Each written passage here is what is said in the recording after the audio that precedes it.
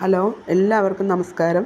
ഇന്ന് നമ്മുടെ വീട്ടിൽ സാധാരണ മലയാളികളുടെ ഫുഡെന്ന് പറഞ്ഞാൽ അപ്പം, പുട്ട്, പത്തിരി ഇതൊക്കെയാണ് നമ്മുടെ മലയാളികളുടെ ഫുഡ്. പിന്നെ അപ്പം, പുട്ട്, പത്തിരി, ഇടിയപ്പം ഇതൊക്കെയാണ് നമ്മുടെ മലയാളികളുടെ ഫുഡ്. പിന്നെ ഇഡ്ഡലി, ദോശ, സാമ്പാർ അങ്ങനെയുള്ള സാധനമൊക്കെ തമിഴ്നാട്ടിൽ നിന്ന് ചേക്കേറിയതാണ്. പിന്നെ ഞാനിപ്പോൾ ഉണ്ടാക്കുന്നത് കർണാടകക്കാരുടെ ഇഷ്ടപ്പെട്ടൊരു വിഭവമാണ് കേട്ടോ.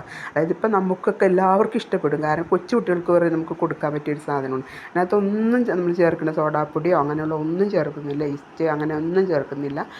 അപ്പം തന്നെ നമുക്ക് അരച്ച് അപ്പം തന്നെ ഉണ്ടാക്കാം. അതിന് ഒരു ഗ്ലാസ് അരി ഞാൻ കഴുകി വാരി എടുത്തിട്ടുണ്ട്. ഇന്നലെ രാത്രി തലേന്ന് കുതിർത്തി വെച്ചാണ്. മിനിമം 4 മണിക്കൂറെങ്കിലും കുതിരണം.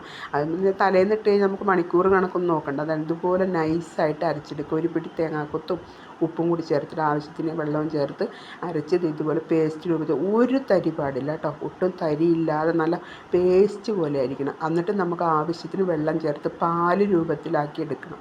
എന്നിട്ട് നോൺ സ്റ്റിക്കിൻ്റെയോ അല്ലെങ്കിൽ ഇരുമ്പിൻ്റെയോ ചട്ടി എണ്ണ തൂത്തിട്ട് നമുക്ക് ഇങ്ങനെ ഒഴിച്ച് കഴിഞ്ഞാൽ അങ്ങനെ ഹോൾ വരും. നല്ലോണം പഴുത്തതിന് ശേഷം നമ്മളിത് ഒഴിക്കാൻ പാടുള്ളൂ. നല്ലോണം ചൂടായതിന് ശേഷം ഒഴിച്ച് നല്ല ചൂടോടുകൂടി തന്നെ, ഒട്ടും ഫ്ലെയിം സിമ്മിലേക്കാക്കരുത്.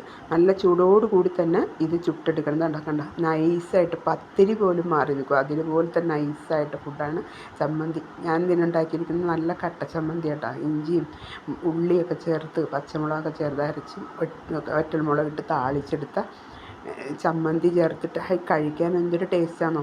നമുക്ക് രാവിലെ എല്ലാവർക്കും കഴിക്കാനും ദഹിക്കാനും എല്ലാത്തിനും നല്ല സൂപ്പർ സാധനമാണ്. എല്ലാവരും ഉണ്ടാക്കി നോക്കണം.